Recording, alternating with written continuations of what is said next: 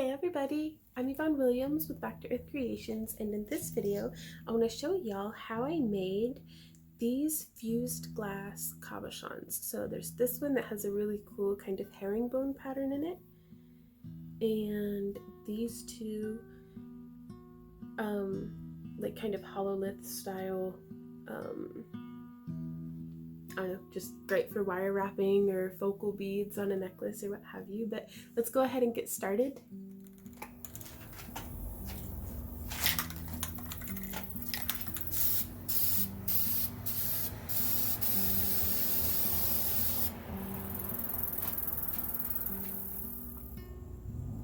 To make this style of pendant, I am using ceramic molds, and you could make maybe beads or something this way as well, but just however the mold that you're using, the technique for laying in the glass would be the same.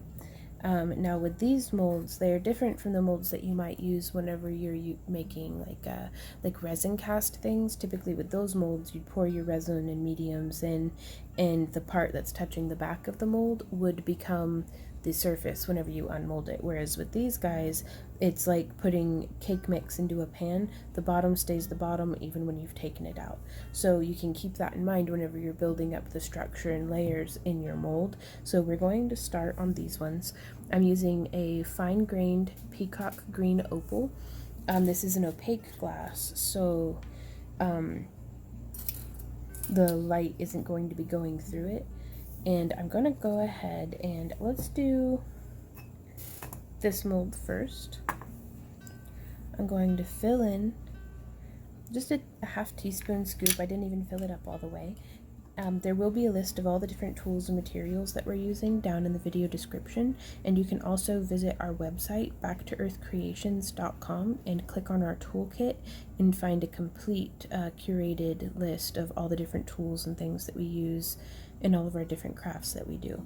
So using a soft bristled brush, I'm just kind of moving the glass around, trying to make sure I get it up into the tips, because it's typically whenever glass melts, it will want to puddle, like it'll gain a surface tension when it reaches its fusing temperature, and so it'll pull away from the edges and such, and oftentimes it can transport a little bit of the mold release with it, but it'll pull out of the points of molds like this, and so I try to put a lot of glass up in the points, that way we don't get too thick, but the glass will still keep its shape. So a lot of folks, whenever they're doing fused glass, will measure and weigh. I just kind of dump stuff in there, so you do you. The next layer, now we already have some glass that we've cut up into these little approximately ½ inch tiles, but this is a streaky glass that I had gotten from delphiglass.com, though you could also get it from Art Glass Supplies, has a really great selection. Like, there's a lot of different options, but it was like an aqua and white streaky glass, I think is what they were calling it. And right here is an example of how it looks if I took this tile here and laid it on a kiln shelf with a cap of clear on top of it, like another, whoop, super durable, with another little tile like this of clear on top of it. Where did that bead go? Then you could see it would come out, it came out looking like this. And it has this really interesting banding on the sides. And what that is from the different layers of glass inside the streaky. If you can see, they're in there. And so we've gone ahead and cut it up into smaller pieces. And that exposes a lot more of that pattern. And so I'm actually going through here, I'm using the lid of the Tupperware that I keep these tiles in, and I'm just going to cut with our nippers little segments, because I want them to be pretty narrow, and that way we can take them and then place them, oops, into our mold, and we can have them oriented however we like. You could also use tweezers if you wanted. And I'm gonna try stacking in sort of a herringbone style, but we'll see, because you could do all sorts of different inlays and patterns and stuff. Let's get a bunch of these cut up before we move too far forward. So I'm just coming through, picking up a tile, and whoop.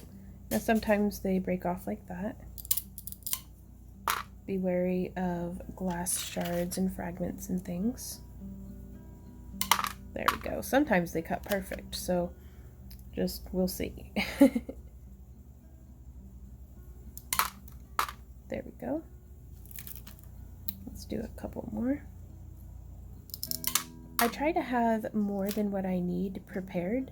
That way, whenever I start assembling the piece, I actually have a broad selection to pick and choose from.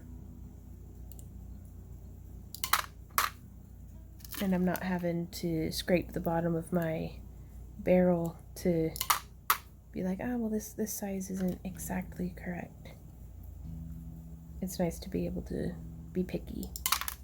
So I'm gonna get a bunch more of these chopped up, and then we'll meet you back here in a sec. Now, you don't have to do the fine grit in the bottom. I just kind of like that because I didn't want any clear showing through. I kind of wanted a background color to be able to show through. So please feel free to make any sort of modification to what I'm doing here so that it better suits your style. I do like using these tweezers to kind of position everything. So I'm going to push that one into the tip, and then I'm going to bring that guy down, and then we're going to stack a little bit in a herringbone pattern if we can get it to stay. we shall see. Also, something that looks wicked cool is if you have any just like thin pieces of clear glass, you can come in and layer that in between what you're doing as well. Like the variations of this are really just endless and exciting, honestly, to work with. So I'm just coming in. I wanted to get like a really cool seam down the center, as much as what was possible, honestly. Which really, I'm thinking we could have started the herringbone pattern from the top here and worked our way down. Oh, that'd have looked really neat. Let's do that, actually. So if you decide, like me, halfway through a project, to do it completely differently, we're just going to pop all of our stuff off to the side here. Now also, the COE that I'm using, the coefficient of expansion, is 96, and I'm keeping that consistent whether I'm using sheet or whether I'm using frit. This is Oceanside compatible, system 96, so it's a 96 COE. Bullseye is good, it's a 90 COE. I love the colors that they come in. I'm just using 96. So again, the same techniques that I'm using here can be used for whatever COE you're using. So, but yeah, experimentation keeps designing and everything nice and spicy. So don't hesitate to try different things. Okay, keeping that nice and butted up. There we go. I'm gonna come in with this guy here. And again, just kind of tapping and pressing and keeping everything nice and butted together.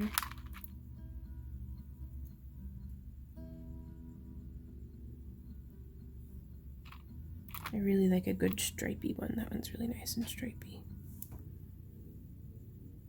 And we'll be able to see how this comes out after it's been fired, but I'm also going to show you some other designs and talk to you a little bit about how I got that result. Now I have a large Paragon, well, it's not large, it's big for me, Paragon CSLS 16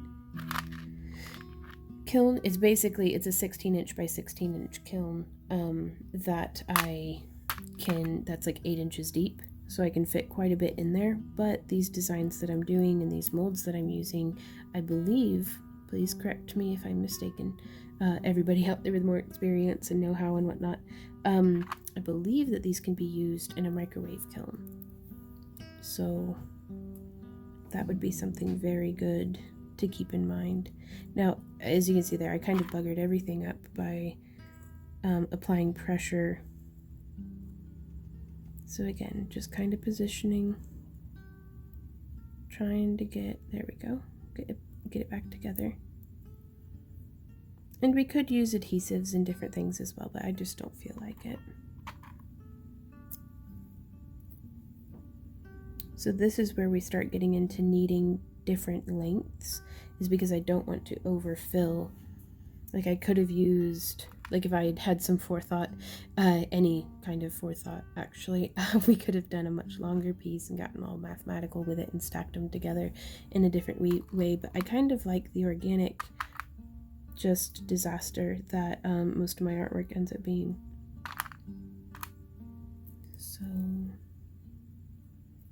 we can just fill in with more little thin pieces to fill up our mold.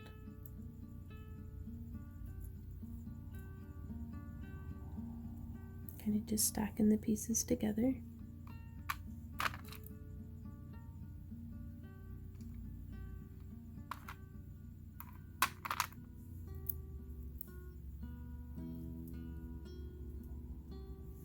But yeah, I think that's really neat and fun.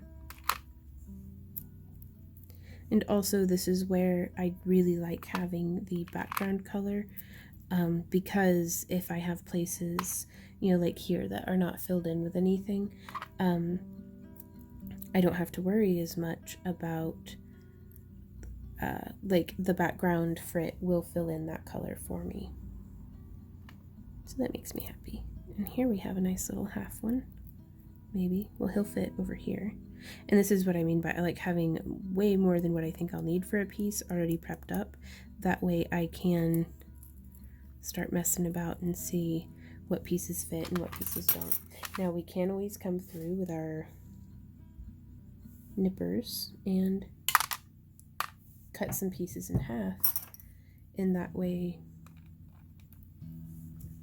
we can start stacking pieces in. Like this, maybe. There we go. And continue that herringbone pattern on down. Ooh, this one might be better for over there, actually. Yes, it fits. Okay. There's a lot of joy in this, I think. I don't know about y'all, but I really love, and I'm just going to do that like that. Okay, so we have our base. That is how it's stacked in. We have, oops, bumping the tripod. We have 2 empty spots. Let's see if I can't figure something else out for that. So I'm going to come through and do, so there's 2 quite small pieces. Let's see if we can put those in, add a little bit more visual interest. This is very similar, I think, to using, oh, I'm not going to pronounce it correctly, but I do try Marini. I don't know. They're little, like, it's like a polymer clay cane, but glass, which is interesting that I put it that way, because the polymer clay is actually based off of the glass structure, but it's, you can make like little flowers and different things by stacking rods together in a design and then fusing them in the kiln, and it makes like really cool patterns because you can reduce it, like you can pull it out on a stringer, and there's a whole world of this, y'all, that I am like barely even beginning to fathom. Like, there's just so much with glass that's so much fun to work with. But I think, please correct me if I'm wrong, that this is similar in concept to that, but instead of making a specific like flower pattern or, you know, anything, I'm just kind of just cramming stuff in there and seeing how it goes. So we have that stacked in, and now I have these guys, which are, we took a double thick sheet, which is 4 or 5 millimeter sheet, possibly even 6 in spots,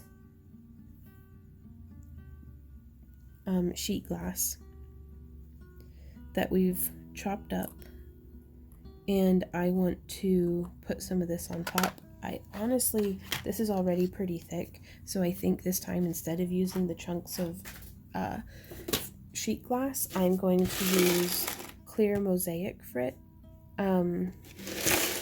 because you can see these guys are much thinner. They look to be 3 millimeters thick, and so we can actually just sit our frit on top like that.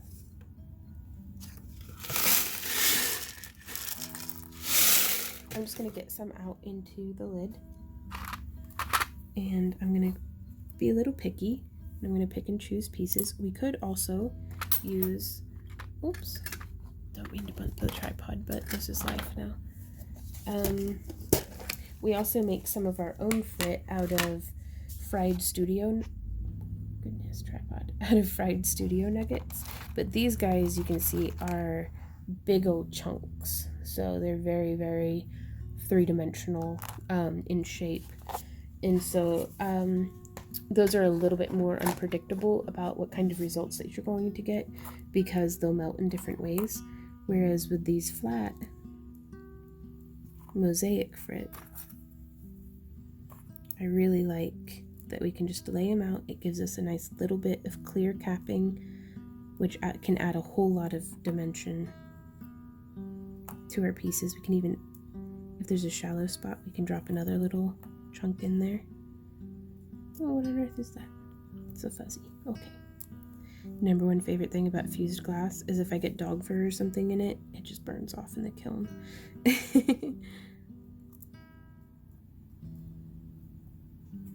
So I'm just coming through, stacking, and you could be way more haphazardous in the way that you're placing this stuff, but I like to, any gaps that you leave in between, you may get color rising up from lower in the piece, and I think that can add a lot of really interesting variation. And so I'm going to almost try to purposefully include the little inclusions and things. The surface that I'm working on is called a waffle board. Waffle board, like not pancakes but waffles. And I really like it because little glass pieces will fall and get caught in this instead of just being everywhere all over my work surface, where I have a tendency to lean my arms and hands against them, which is painful because sharp glass is sharp. So I think I'm just going to do that. Now you can see here, I'm going to show you a view from the side.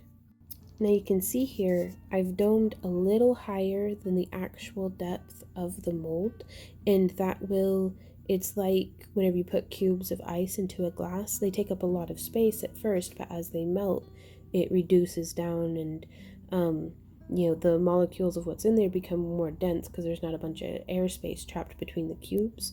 But so in here I'm trying to talk science. It just, as it melts down, it takes up less space, you guys. Like, there's a bunch of fancy, smarter ways of saying that, I'm sure, but as the glass melts down, it takes up less space. But so you do want to have enough in here that whenever it melts down, we're not going to be having our cab puddle and pull away too much from the edges, but we don't want to overfill it so much that our final piece is unusably thick.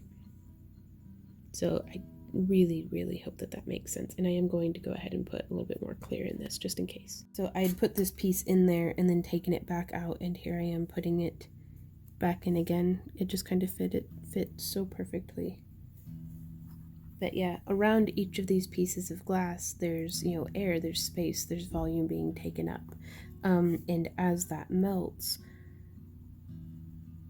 the more surface area there is, the more the air there is around it, the more bubbles we'll get. So the larger chunks that you can use of glass, the clearer your glass will come out, which is why I don't cap in fine clear frit. I try to cap it in nice big pieces of glass. Like, actually a great way to cap this would be to go ahead and just cut out from sheet glass a piece in the shape that I want and just kind of set it on top and then let it melt down, like a piece of cheese over a casserole or something. I think I'm just hungry, honestly. I am gonna put another little, just little boop there and on the side. Okay, that should do us. So I am going to load the kiln. I'm going to do a whole bunch of pieces like this. I'll show you guys how we do that in just a moment.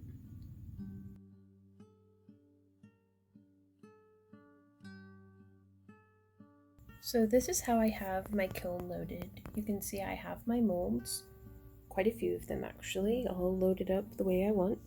And I have them on a kiln shelf, elevated by kiln posts, on top of another kiln shelf that you can actually see I've got a bunch of little, what my partner Randy and I call tad pendants or tile pendants, where we're kind of just stacking the little squares on top of each other, and elevated again on another kiln post so that air can circulate.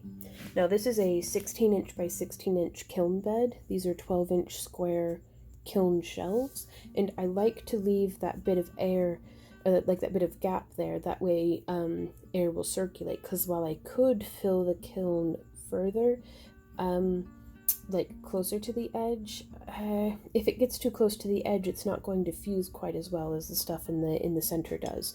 So I prefer to do it like this, and then I'll have my firing schedule listed down in the video description for what I used for this 96 COE in this batch, and then I'm going to show y'all through the magic of editing how these come out. It is the following day, and I have opened up the kiln. I don't let it cool off all the way. I let it get down to like 250 degrees Fahrenheit, and then I open it up and just let it cool down the rest of the way, because it saves like 3 or 4 hours of cool down time. And the glass hasn't suffered so far, but man, if I had thermal imaging, you could feel the heat coming off of these. This is how they came out. Oh, and I cannot wait to get them out of the mold and cleaned up. But okay, so that's how everything looks after being fired down. So you can see it really, how much we were stacking everything up high, it really, just melts on down, and that's really nice.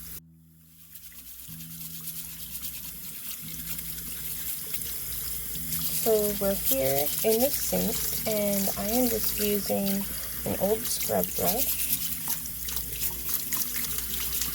to remove the kiln wash, a little bit of soap.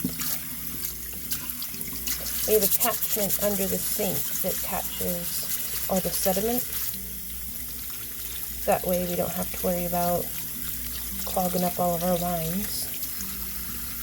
That is how that one has come out. I think that's gorgeous, y'all. Oh my goodness. Let's see if we can rummage through here and find the diamond-shaped one. Oh, here it is. Wow. So that chevron actually translated pretty well. The piece came out quite thick, which I'm still experimenting with that mold to see how thin I can get away with. But I keep finding I have an inclination to adding more glass than what I need. But it's so much fun. Now I do wonder if we had like a lapping disc, like I think that's what they're called. It's basically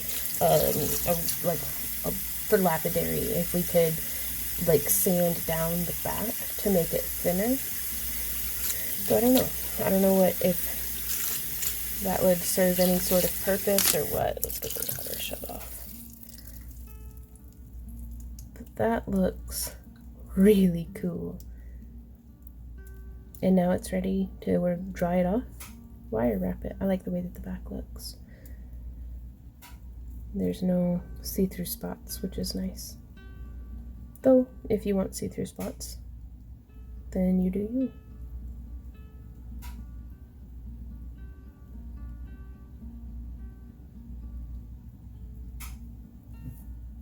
Hey guys, thanks so much for hanging out with me during this video. I do hope that it was helpful to you, whether you're into fused glass or maybe even polymer clay or some different things like that. This might be like resin casting perhaps. These techniques might have some overlap that might be, I don't know, helpful or at least inspiring to you guys. So if you have any questions, comments, or ideas, please leave them down below. I love hearing from y'all. All of our links to everything, tools, materials, social media, website, are down in the video description as well. That way, if you want to contact us or anything like that, all that's down there. Also, If you like cabs like this and are interested in maybe participating in our craft along club and getting monthly craft kits that often include our handmade, or they always include our handmade fused glass cabochons and like dichro and stuff like that, as well as other things that we make and send out. It's different every month, but you can always count on getting some glass cabs though, because we are obsessed. But yeah, check that out at our craft along club on our website, backtoearthcreations.com. We also have I don't know, it's all down in the links. You've been on the internet before, you know what to do. Like, subscribe, ring my bell, all that junk.